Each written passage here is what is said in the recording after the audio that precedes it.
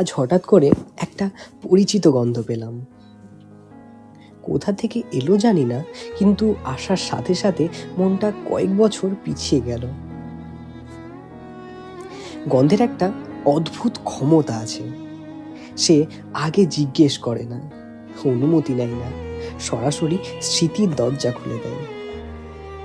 এক মুহূর্তের জন্য সব কিছু আগের মতো লাগছিল, হাসি, কথা আর সেই ভারহীন সময়টা। তারপর হঠাৎ মনে পড়ল সেগুলো আর নেই। আজ বুঝলাম সব স্মৃতি চোখে জল আনে না, কিছু স্মৃতি শুধু বুকের ভেতর একটা নীরব চাপ রেখে যায়।